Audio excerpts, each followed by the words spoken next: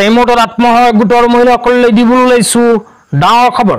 তো যিসকল মহিলাই আত্মসহায়ক গোটৰ লগত জড়িত হৈ আছে সেই সকল মহিলাই ভিডিঅ'টোত ক্লিক কৰিছে যদি অনুগ্ৰহ কৰি ভিডিঅ'টো স্কিপ নকৰি প্ৰথমৰ পৰা শেষলৈ চাই থাকিব, কিয়নো আত্মসহায়ক গোটৰ মহিলাসকলৰ বাবে ভাৰত চৰকাৰে ঘোষণা কৰিছে এখন নতুন আঁচনি।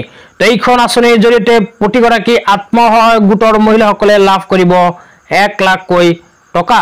তো ভাৰত চৰকাৰে নতুনকৈ আত্মসহায়ক গোটৰ মহিলাসকলৰ বাবে কি আঁচনি ঘোষণা কৰিছে আপোনালোকে যদি বিস্তাৰিত জানিব বিচাৰে অনুগ্ৰহ কৰি ভিডিঅ'টো স্কিপ নকৰি প্ৰথমৰ পৰা শেষলৈ চাব আৰু মোৰ চেনেলত নতুন হলে প্লিজ চেনেলটো ছাবস্ক্ৰাইব কৰি মোৰ লগত থাকিব। তো বলক ভিডিঅ'টো আৰম্ভ কৰি আঁচনিখনৰ বিষয়ে এতিয়া আমি বিস্তাৰিত জানি লওঁ। তো আঁচনিখনৰ নাম হ'ল লাখপতি দিদি আঁচনি। তো লাখপতি দিদি আঁচনিৰ বিষয়ে এতিয়া আপোনালোকক বিস্তাৰিত জনাই দিছো। তো আঁচনিখনৰ বিষয়ে ইয়াতে কি লিখা আছে আপোনালোকে শুনি লওক। তো ইয়াতে লিখা আছে লাখপতি দিদি যোজনা কেন্দ্ৰীয় চৰকাৰৰ আঁচনিখনে মহিলাসকলক আৰ্থিকভাৱে সবলীকৰণৰ উদ্দেশ্যে প্ৰৱৰ্তন কৰা হৈছে। এই আঁচনিৰ অধীনত ভাৰতৰ 2 কোটিৰো অধিক মহিলাৰ আত্মসহায়ক গোট SHGৰ সহায়ত দক্ষতা বিকাশ প্ৰশিক্ষণ প্ৰদান কৰাৰ কথা ঘোষণা কৰিছে। মহিলাসকলক প্লাম্বিং, LED বাল্ব নিৰ্মাণ আৰু ড্ৰোন চলোৱা মেৰামতি কৰাৰ দৰে দক্ষতাৰ প্ৰশিক্ষণ দিয়া হ'ব।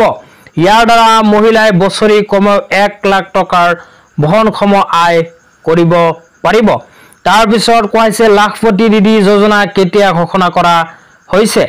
এই বিষয়ত ইয়াতে কোৱা হৈছে স্বাধীনতা দিৱসৰ ভাষণত প্ৰধানমন্ত্ৰী নৰেন্দ্ৰ মোদীয়ে প্ৰথমবাৰৰ বাবে লাখপতি দিদি যোজনাৰ বিষয়ে কয়।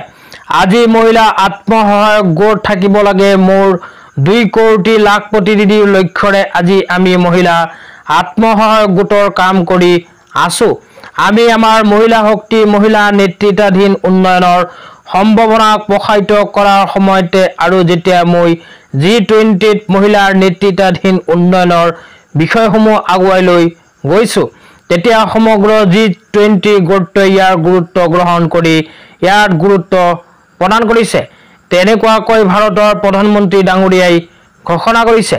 তাৰ পিছত আৰু কোৱা হৈছে বিত্তমন্ত্ৰী নিৰ্মলা সীতাৰমণে 1 ফেব্ৰুৱাৰীত তেওঁৰ অন্তৱৰ্তীকালীন বাজেট ঘোষণা কৰে যে 9 কোটি মহিলাৰ সৈতে 80 লাখ আত্মসহায়ক গোটে সবলীকৰণ আৰু আত্মনিৰ্ভৰশীলভাৱে গ্ৰাম্য অৰ্থ সামাজিক পৰিৱেশৰ ৰূপান্তৰ ঘটাইছে। তেওঁলোকৰ এই সফলতাই ইতিমধ্যে প্ৰায় 1 কোটি মহিলাক লাখপতি দিদি হ'বলৈ সহায় কৰিছে। আঁচনিৰ সফলতাৰ বাবে চৰকাৰে লাখপতি দিদিৰ লক্ষ্য 2 কোটিৰ পৰা 3 কোটিলৈ বৃদ্ধি কৰিছে। তো ভাৰতৰ 3 কোটি আত্মসহায়ক গোটৰ মহিলাসকলক লাখপতি দিদি আঁচনিত অন্তৰ্ভুক্ত কৰিব বুলি ভাৰতৰ বিত্তমন্ত্ৰী নিৰ্মলা সীতাৰমণে 1 ফেব্ৰুৱাৰীত অন্তৱৰ্তীকালীন বাজেট ঘোষণা কৰাৰ সময়ত বিশেষ সিদ্ধান্ত গ্ৰহণ কৰিছে। তো আপোনালোকে যদি লাখপতি দিদি আঁচনিত আবেদন কৰিব বিচাৰে তেন্তে আবেদনৰ সময়ত কি কি প্ৰমাণ পত্ৰৰ প্ৰয়োজন হ'ব এতিয়া আপোনালোকক পোনপটীয়াকৈ জনাই দিছো। অনুগ্ৰহ কৰি ভিডিঅ'টো স্কিপ নকৰি চাই থাকিব। তো প্ৰমাণ পত্ৰৰ ভিতৰত 1 নম্বৰতে কোৱা হৈছিল ডমিচিয়েল প্ৰমাণ পত্ৰ, 2 নম্বৰত কোৱা হৈছে ৰেচন কাৰ্ড, 3 নম্বৰত আধাৰ কাৰ্ড, পান কাৰ্ড, ঠিকনাৰ প্ৰমাণ পত্ৰ, বেংক একাউণ্টৰ সবিশেষ, আয়ৰ প্ৰমাণ পত্ৰ। তাৰ পিছত কোৱা হৈছে পঞ্জীয়নভুক্ত ইমেইল ID আৰু মোবাইল নম্বৰ। সাধাৰণতে এইকেইখন প্ৰমাণ পত্ৰৰ প্ৰয়োজন হ'ব যদিহে লাখপতি দিদি আঁচনিত কৰিব বিচাৰে আবেদন। তো আবেদন কেনেকৈ কৰিব লাগিব যদি আপোনালোকে জানিব বিচাৰে তেন্তে এইটো ভিডিঅ'ৰ কমেণ্ট বক্সত কমেণ্ট কৰি জনাই দিবলৈ নাপাহৰিব। তো তেন্তে ইয়াৰ নেক্সট ভিডিঅ'ত আবেদন প্ৰচেছ সম্পৰ্কে আপোনালোকক জনাই দিম। তো